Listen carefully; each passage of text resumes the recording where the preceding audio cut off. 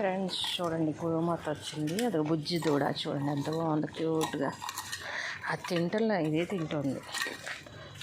జొన్న పిండి, బియ్యం, బెల్లం అన్నీ పెట్టాం. చక్కగా తినేస్తుంది చూడండి బుజ్జమ్మ. అది తిన్నానా? తినకుండా నా మొహం చూస్తావేంటి? అయిపోయింది అవతలి తోసేయడం అంతే. వాయిట్లో ముగ్గేస్తే శుభ్రంగా కడిగి శుక్రవారం చూడండి ఎంత బాగుందో. ఇంటి ముందు ఇలా ముగ్గు ఉండాలండి, అప్పుడు లక్ష్మీదేవి లోపలికి వస్తుంది. చీకటితో ముగ్గులు ఉండాలి ఇట్లా. చూడండి ఎంత బాగుందో, క్యూట్గా. గోమాతలు చూడండి, తల్లి పిల్ల.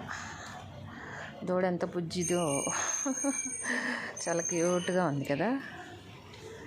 తినేసావమ్మా, ఇంకేంటి? ఇలా శుక్రవారం అంటే ప్రతిరోజు వేస్తాను. శుక్రవారం కొంచెం పెద్ద ముగ్గులు వేస్తాను అన్నమాట. నా వంతు అయితే ఇలా పెద్ద ముగ్గులు వేసేస్తాను. చూడండి, ఇక్కడ ఇలా తులసి కూడా దగ్గర ఇలా ముగ్గు పెట్టుకున్నాను. తర్వాత ఇదంతా శుభ్రంగా కడిగి తుడిచి తడిగుడ్డేసి ఇలా నీట్గా ముగ్గులు వేస్తా. లక్ష్మీదేవి ఇంటికి రావాలంటే ఇంటి ముందు కంపల్సరిగా శుచి శుభ్రత ఉండాలండి. ఇదంతా బయట ఓపెన్ ప్లేస్ అన్నమాట మాది. తులసమ్మ చూడండి ఎంత పెద్దదిగా ఉందో. నాకు తులసి మొక్కలు అంటే చాలా ఇష్టం అన్నమాట. వాటికి పూజ చేసుకుంటూ ఉంటా, నిత్య దీపారాధన 2 పూటలు చేస్తూ ఉంటా.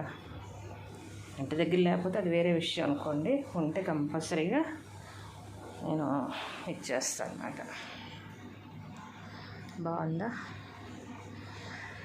ఇంటి ముందుకు గోమాతలు శుక్రవారం పూట వచ్చినాయి, చక్కగా తిని దీవిస్తాయి. చూడండి ఎంత అదృష్టం ఉండాలండి గోమాత సేవ చేసుకోవాలంటే. మాకు ఇక్కడ కావాల్సినన్ని గోమాతలు ఉన్నాయి. అది చూడండి, నేను పెట్టినది చాలా, ఇక్కడ మొక్కలు కూడా తినేస్తుంది. ఏంటమ్మా అవి తింటే ఎట్లా చిన్నమ్మ? అవి తింటే ఎట్లారా? క్వార్టర్స్ మొక్కలు కూడా తింటావా నువ్వు? లే, క్వార్టర్స్ మొక్కలు కూడా తింటావా?